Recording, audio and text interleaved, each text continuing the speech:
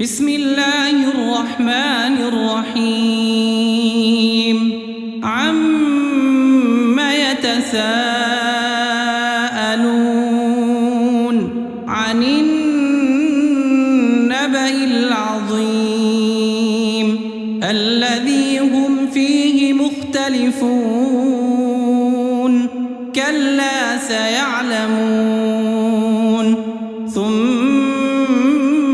كلا سيعلمون ألم نجعل الأرض مهادا والجبال أوتادا وخلقناكم أزواجا وجعلنا نومكم سباتا وجعلنا الليل لباسا وجعلنا النهار معاشا وبنينا فوقكم سبعا شدادا وجعلنا سراجا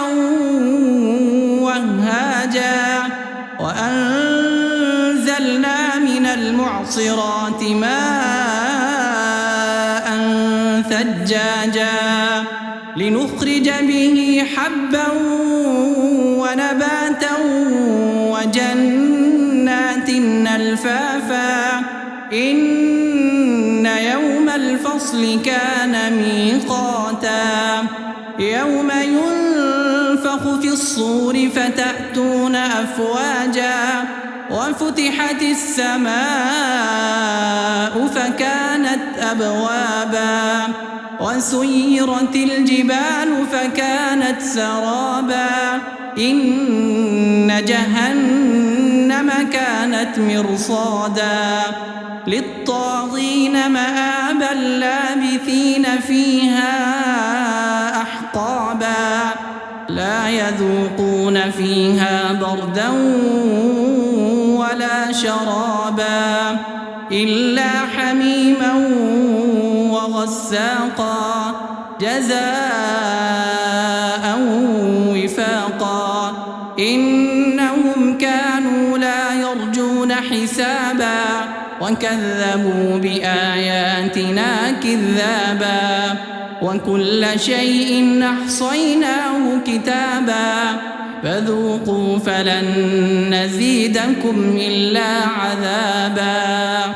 إن للمتقين مفازا حدائق وأعنابا وكواعب أترابا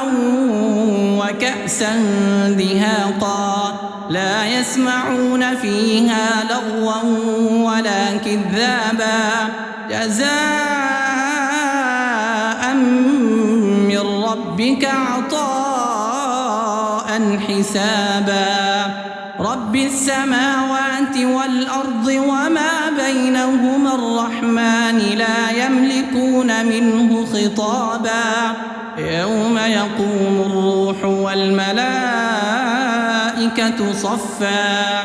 لا يتكلمون إلا من أذن له الرحمن وقال صوابا ذلك اليوم الحق فمن شاء اتخذ إلى ربه مآبا إنا أنذرناكم عذابا قريبا يوم ينظر المرء ما قدمت يداه